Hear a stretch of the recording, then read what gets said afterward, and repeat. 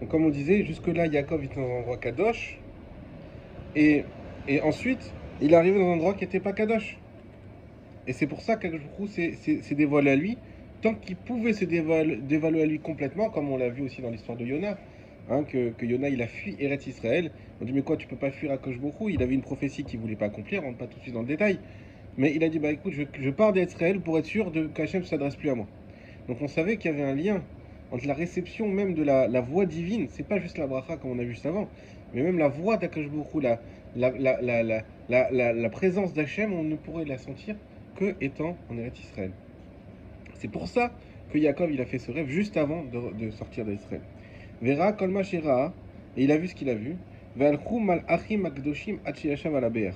Et les malachim akdoshim ensuite l'ont accompagné, ce tzaddik, même s'il était plus en Israël. Les malachim, eux, ils ont continué à l'accompagner, les malachim de Chuslaret, jusqu'à qu'il arrive à l'histoire avec le puits, où là-bas il a vu Rachel. Je vous renvoie à la paracha. Vera vechevan sheyashav ala be'er. Et dès qu'il s'est assis à côté du puits, alou misham, alou amaim likrato, et les eaux sont montées vers lui. Il y a eu un miracle incroyable, hein.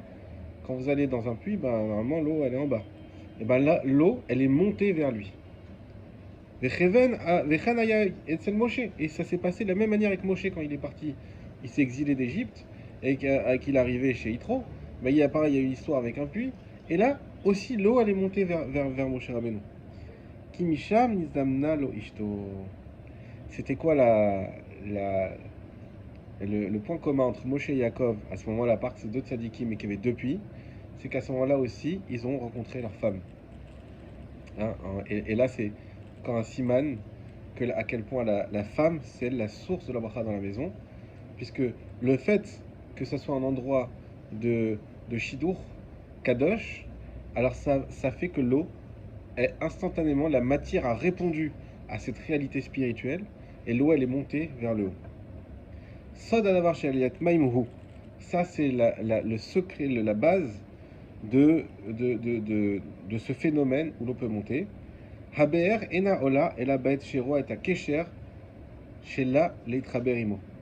L'eau du puits ne peut monter que lorsqu'il voit son lien avec lequel il peut se relier.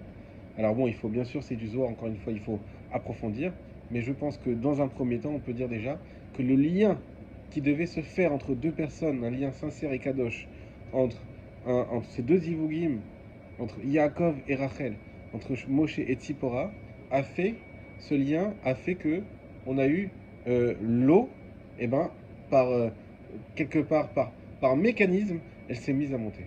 Bezrat Hashem, on vous souhaite tous Shabbat Shalom, que Bezrat Hashem secours, je ne sais pas si on l'a rappelé au début, je ne me rappelle plus, c'est pour la protection des soldats, pour le retour de tous les captifs, des otages, que il protège chacun, qu'on n'entende plus, qu'il y ait des pertes, à chacun qu'on reçoit chaque fois ces messages. Ça brise le cœur à tout Israël, qu'on soit tous Amechad, toujours reliés. On voit combien la force d'Eretz Israël dans la redoute, elle est sans commune mesure. Et les Israéliens, que je vous nous permet de finir et d'effacer le mal, que cette guerre elle finisse, surtout comme il faut, qu'on efface le mal au nord, au sud, à l'est, à l'ouest, et que Mashiach, tout naturellement, arrivera, Bezrat Hashem, à la fin de ces événements, avec toute cette ardoute. Il y a Bezrat Hashem, le Mashiach, doit arriver et nous amener la paix dans le monde.